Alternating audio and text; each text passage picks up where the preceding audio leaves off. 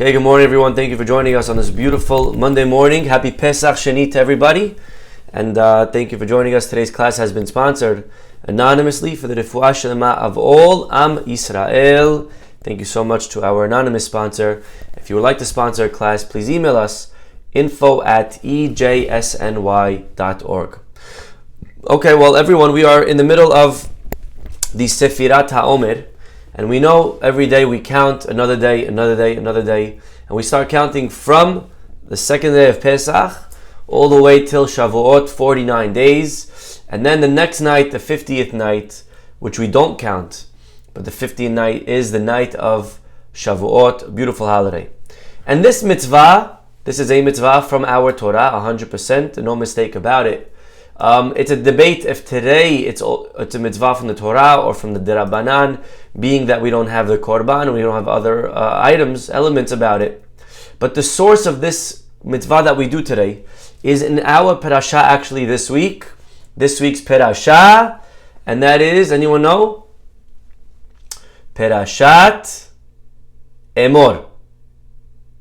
Okay, and in our parasha, Parashat Emor deals with primarily two things. The first part deals with the Kohanim. This is the Kohen's parasha. And the second part deals with the holidays, the festivals. And that actually begins in chapter 23. And it begins with the holiday of Pesach. And then it moves on to Pasuk 10. The Pasuk says that when you get into Israel, you're going to bring a Korban. And the Pasuk says, chapter again 23 pasuk 15 usfartem lachem mimahorat hashabat miyom haviachem et Omer hatenufa. You shall count for yourselves from the day after Shabbat. When you bring the Omer Korban, count 7 Sabbaths. So 7 times 7, 49. Complete 49 days. Beautiful. So here we have a mitzvah to count 49 days, and it's from the Torah. And by the way, if you just paid attention to how we read the pasuk and how we translated it, what does it say here? When do we start counting? Start counting from the day after the day after Shabbat. According to the Torah, if you're reading it literally, the mitzvah is to start counting on a Sunday. That's what it says. Mi mahorat hashabat. And that's literally what it would mean. And that's, by the way, what a group of people that lived 1500, 2000 years ago that were called the Tzedukim. The Tzedukim were the earliest progenitors of the Christianity movement. They were the first movement of leaving mainstream Judaism, and they opened up their own school of thought. They decided that they didn't want to follow the Torah, but they still wanted to be kind of Jewish, right? And so they decided to follow the laws, but their own way. They first of all discarded the entire oral law. They took the Torah, they took the book, the Chumash, and they read it literally. And they said, whatever it says, we're going to do. As an example, we know this. The Torah says that you should wear tefillin in between your eyes. And so they wore their tefillin literally in between their eyes, right here. That's where they wore it. Now we know, again, it means in between your eyes, but on the head. So right here, as opposed to right here or right here. Torah wants it to be in between the eyes, but it's still on the hairline, where the hair is. The Tzedukim said, what are you talking about? Where does it say that in the Torah? We follow the Torah, whatever the Torah says. The Torah doesn't say that, and you're making that up. And they did this with every mitzvah. All the mitzvot. The tzitzit, they hung it on the wall. They hung it on the wall because the Torah says, Uri temoto. You have to see it. Like a piece of art. By the way, not every time did it end up being a leniency for them to follow the Torah literally. I'll give you an example. The Pasuk says that we cannot have fire on Shabbat. Now we know that means you're not supposed to make a fire.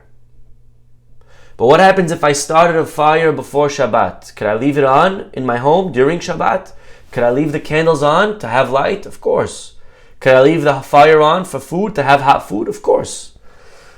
The Tzedukim said no.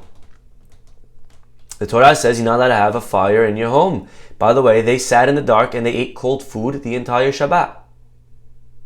By the way, that's why it's a mitzvah to have hot food on Shabbat, specifically to go against the Tzedukim. So on Saturday morning, a lot of people have a custom to eat different foods that are dairy, and it's beautiful and it's nice, but there is actually a mitzvah to eat hot food on Shabbat, because we're trying to show specifically we're going against the Tzedukim. This is, again, from the Tzedukim. They are, I don't want to say ancestors to the Karaites, but the Karaites continued in that school of thought, that philosophy. Same idea. They were the Tzedukim, they were the Baitosim, they were the Karaim. Correct. They have different names in different generations in Jewish history.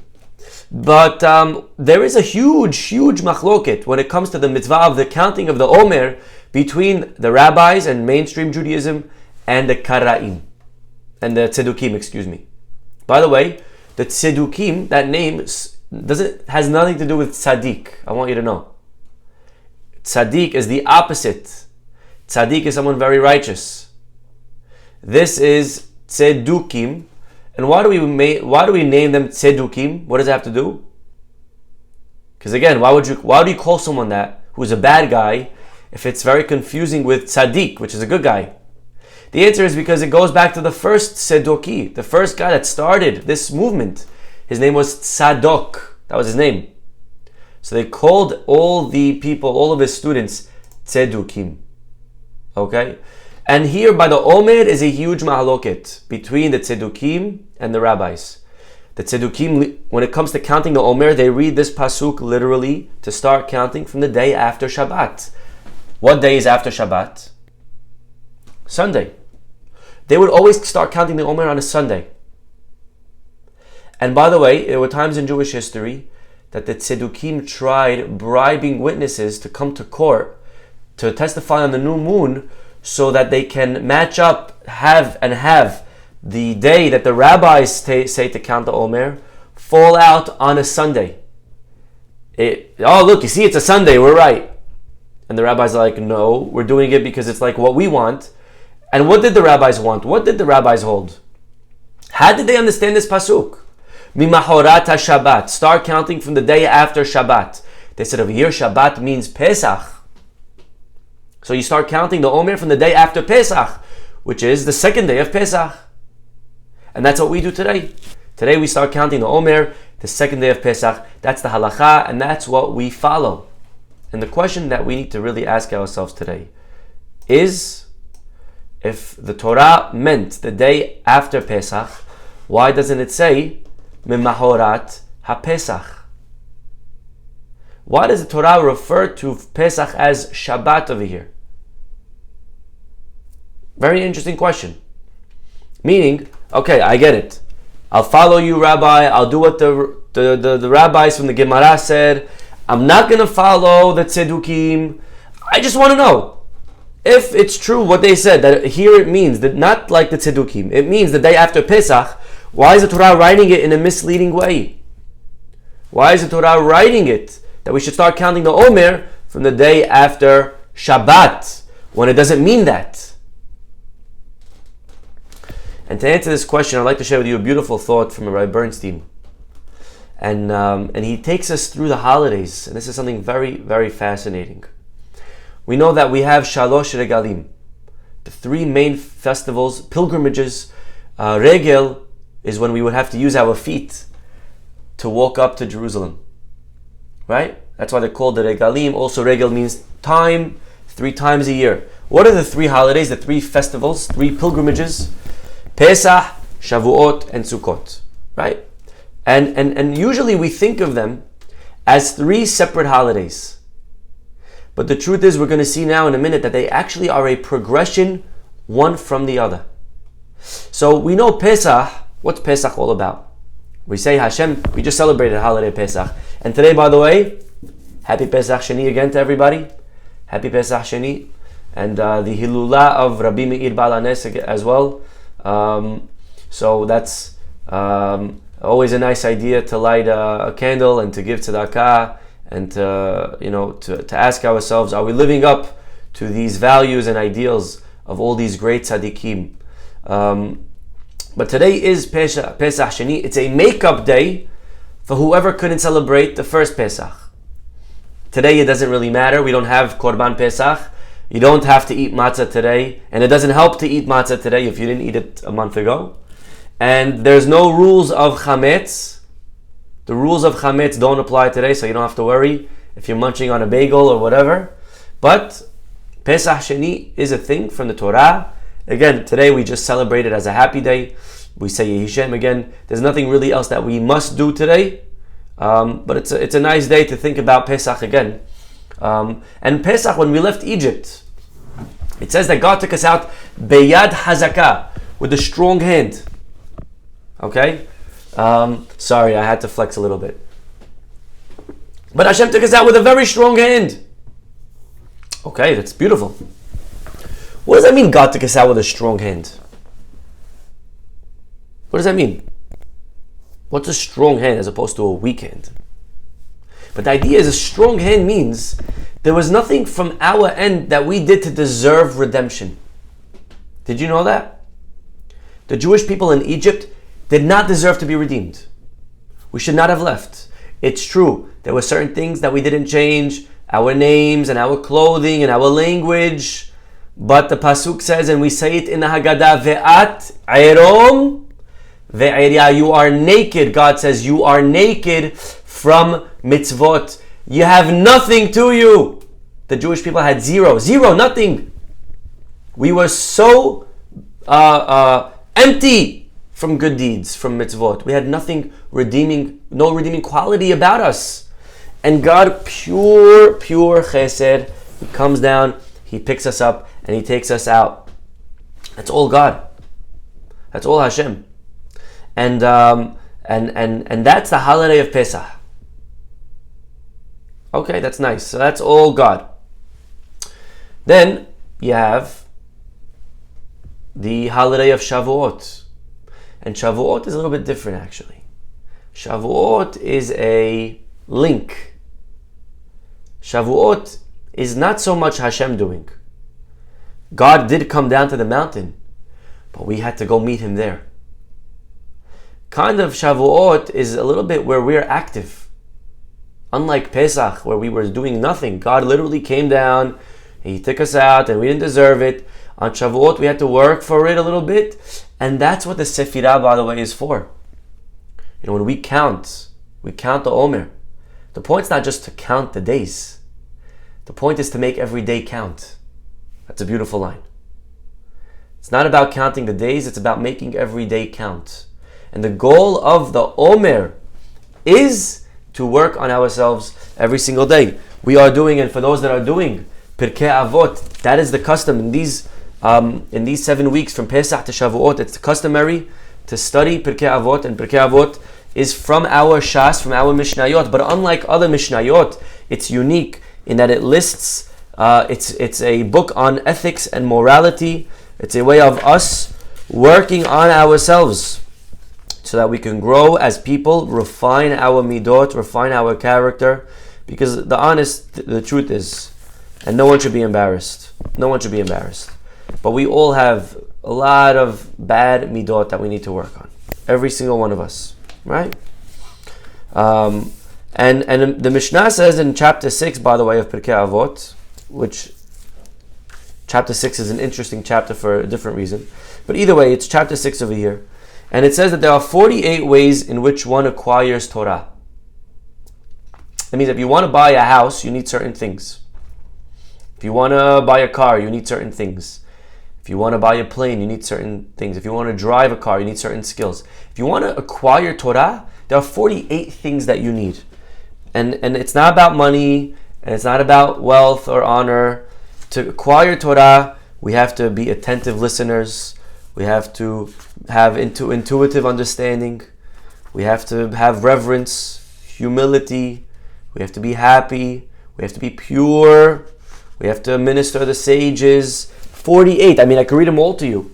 To be close with colleagues, sharp discussion with students, deliberation, right? 48 different ways of acquiring the Torah, and they're all beautiful. And each one, God willing, when we get to this Mishnah, we can literally have a good time and spend on each and every idea, what it means, and how does that help to this idea of getting closer to receiving and acquiring the Torah. But that's the reality. The reality is, to acquire Torah, we need 48 different things. And the rabbi said, oh, 48. That's very close to the number of days of the Omer, 49. Each day we're supposed to work on one until the last day. We put it all together, the 49th day. And that's a beautiful way of, again, working on ourselves, getting ready for Kabbalat HaTorah, getting ready to receive the Torah. And that's the goal. The goal is, we're no longer just, bystanders. God took us out of Egypt on Pesach. But now, Shavuot, we have to grow. We have to be. We have to do. We got to actually work on ourselves. We got to work on our midot. We got to figure out, what am I going to fix? What am I going to change about myself so that I'm ready to receive the Torah? We have to be active. And that's the goal of Shavuot. Beautiful. So what's Sukkot? What is Sukkot about, by the way? Sukkot, we're celebrating the arrival of the clouds, right? We sit in a hut that surrounds us like the clouds, because we're celebrating the clouds in the desert. But the Gaon Mevilna, and everyone asks the obvious question, we know, when did the clouds come to the Jewish people? The first day we were in the desert. And what is that first day that we were in the desert? Pesach. We left on Pesach. We were in the desert right away. We should celebrate Sukkot in Pesach. That's when we got the clouds. And everyone wants to know, why are we celebrating Sukkot 6 months later? In the middle of fall Tishri, right after Rosh Hashanah Yom Kippur. Right? And there's many beautiful answers to this question. And we spoke about this in the past, and B'ezrat Hashem will speak about it again in the future. But I want to just share with you one beautiful thought from the Gaon Mevilna, from the Gra, and or the Vilna Gaon, if you're Ashkenaz. And the Gaon Mevilna says that actually we're not celebrating the original OG clouds, because we lost those clouds. Those clouds left us. Anyone know when and why we lost them? Anyone know when and why we lost the clouds?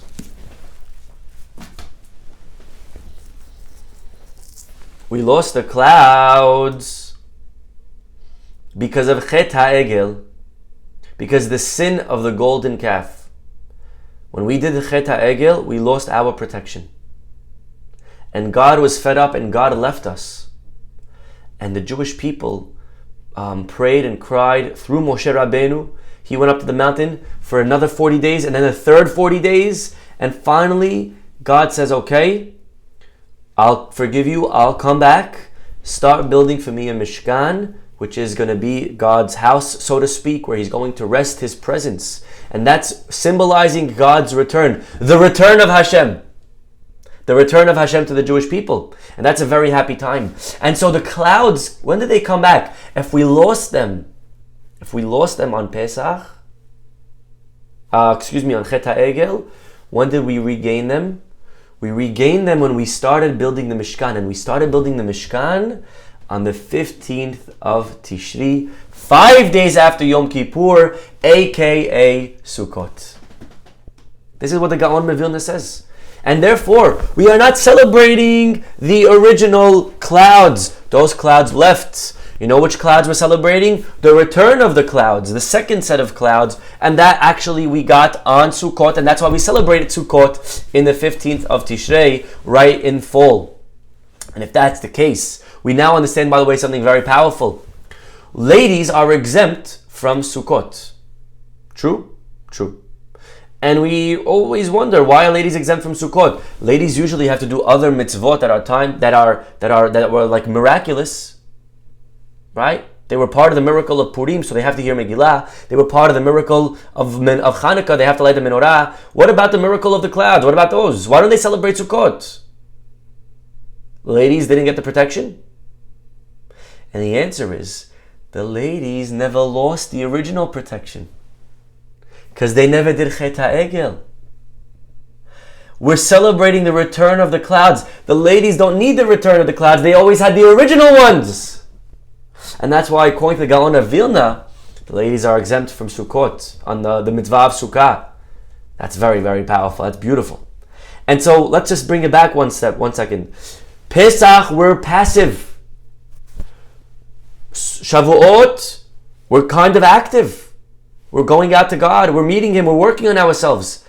And Sukkot represents the opposite of passive, proactive, where we are seeking Hashem. Not He's meeting us halfway. That was Shavuot. We met halfway.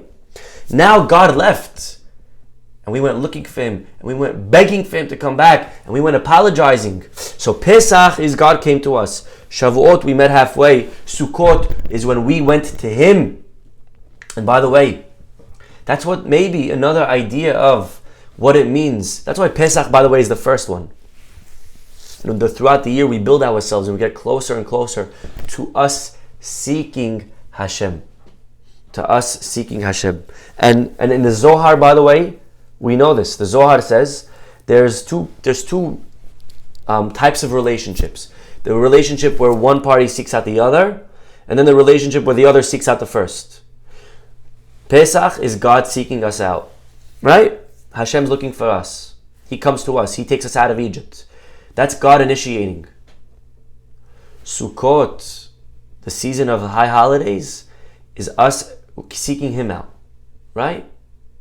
God says, Shuvu elai ve'ashuva alechem. You come to me, and then I'll come to you. Pesach, I took the first step. Says God, Pesach, I made that phone call to you. On Sukkot, now it's your turn to make the phone call to me. And so the holidays, the regalim, are a progression. Pesach, Shavuot, Sukkot. God comes to us, middle, we go to Him. And that's why they're called regel. What does regel mean? Again, to walk. Because in a way there's a progress here. We're moving in a different direction from where we were on Pesach to where we're going to be on Sukkot. The relationship, the dynamic of the relationship improves, it increases, it changes. And we know that we have holidays throughout the year, right? We have Shabbats throughout the year, we have holidays. And there is a difference between Shabbat and holidays, and we touched on this actually in the past. And that is that the holidays are in a way our involvement. Remember we spoke about this? In the holidays, we sanctify the moon, which in turn dictates when the holiday is going to be. We have a say in the holidays. Actually, if you're doing the Daf Yomi, they would always, the idea that, Pesach is going to be on a certain day, Yom Kippur is going to be on a certain day. Certain holidays we have a say in, right? We're involved. We sanctify the new moon. And that's why in the Kiddush on holidays we say Mekadesh Yisrael v'hazemanim. God sanctifies the Jews, who in turn sanctify the times. We sanctify the times. It's us. Shabbat has nothing to do with us. Baruch atah Hashem Mekadesh HaShabbat. God sanctifies the Shabbat. We don't have a say. Whether we like it or not, this Saturday is going to be Shabbat. We cannot make it a not Shabbat. We cannot push it off a day. Shabbat is always when Shabbat's going to be, and we could always know for the next billion years, every 7 days. That's Hashem. God made Shabbat. And so when it comes to Shabbat, in a way we are passive. Right? Shabbat in a way is like Pesach in that regard. Pesach we were passive. Shabbat we're passive.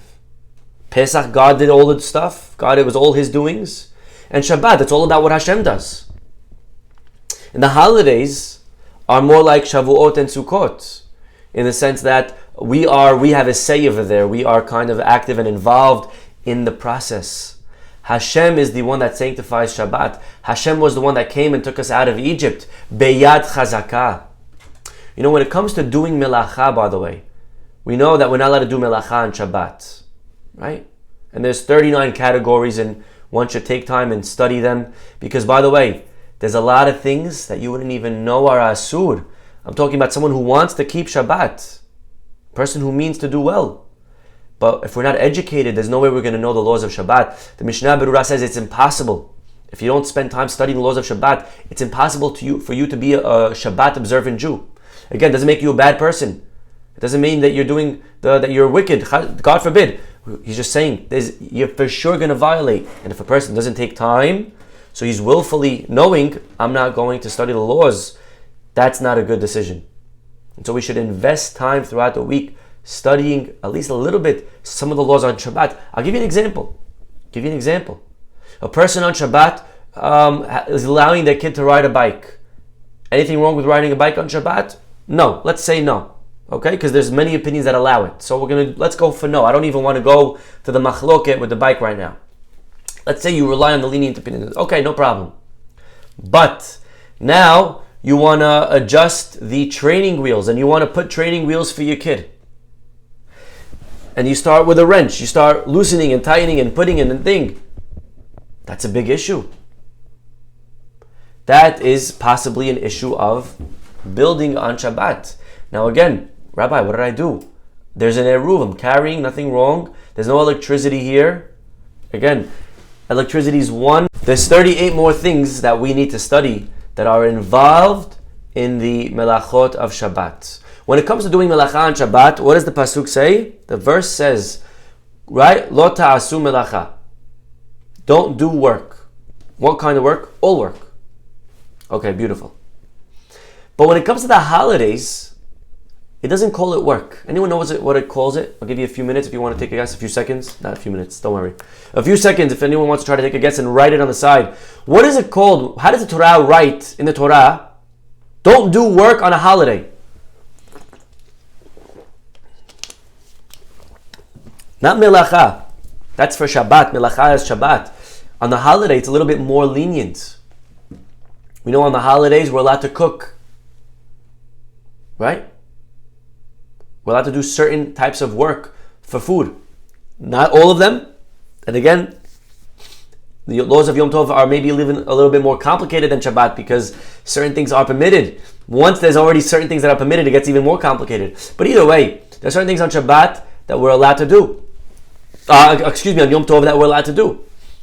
So therefore the Torah says, Melechet avodah lo ta'asu.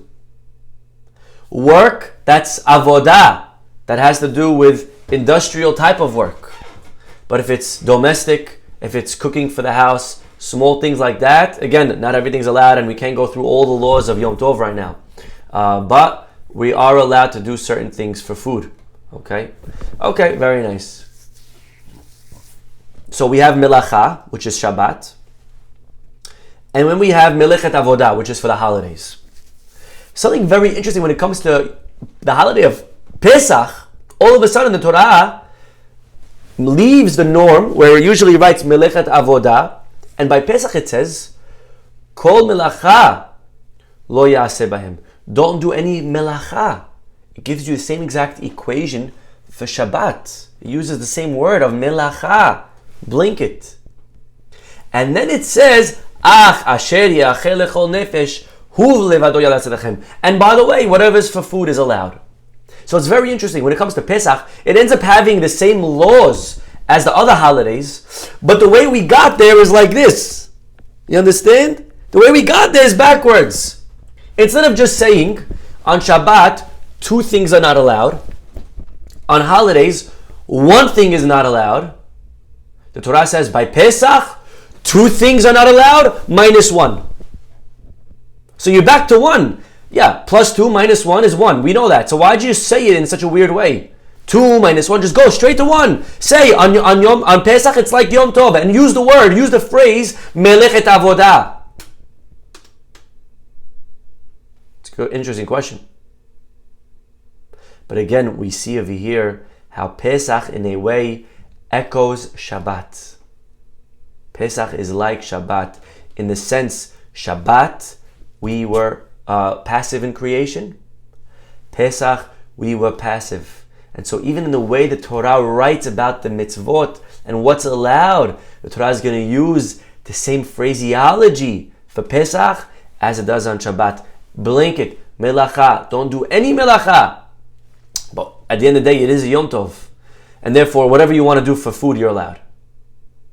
So it's very, very interesting how we find, again, a few times already, how Pesach and Shabbat are very, very similar. And if that's the case, we now have an answer to our original question. We started the class today with the idea of counting Sefirat HaOmer. And last night was 29, today is 29, right? And when do we start counting? We start counting on the second day of Pesach. But the Torah doesn't write that. The Torah writes Mimahorat HaShabbat, which how the Tzedukim took literally means a Sunday, the day after Shabbat, Sunday. We asked, so why does the Torah refer to it as the day after Pesach, as the day after Shabbat, if it means a Sunday, if it means the day after Pesach? And the answer now we know, Shabbat is synonymous with Pesach. The Torah is writing again, the day after Shabbat. It means the day after Pesach, but the Torah is reminding us that when it comes to this, Shabbat and Pesach are very similar. Pesach we were passive, Shabbat we are passive, and that's a message. As we are counting the Omer, as we're about to count, and the Torah is telling us to count, the Torah is hinting, don't just count the days. Don't just count. Make each day count. Make each day worthwhile. Find something today that we're going to work on, that we're going to improve, that we're going to change in our lives. It could be a mitzvah, it could be in our character, it could be something in relationships, anything. Find something. Because remember, we're working, we're building. Pesach, we left on Pesach and we're counting from Pesach to Shavuot. But we're not just counting for any whatever, just to know what date it's going to fall on. We're counting because Pesach, we were passive, like Shabbat. Shabbat were passive. And the Torah uses the name Shabbat instead of Pesach because they are very similar, to remind and to hint to this element of the Sefirah of the goal, of the purpose of building every single day. And we should be zocheh to use and utilize these very, very powerful and holy days that we are in, these days of Sefirat HaOmer, that we are counting. We're not just counting the days, we're making every day count. We should be zocheh to work on ourselves, and as we build ourselves and we grow, we'll be zocheh to a real, full Kabbalat HaTorah on the holiday of Shavuot coming up very soon. Again, happy Pesach Sheni to everybody, and we'll see you all tomorrow. Have a wonderful day. Bye-bye.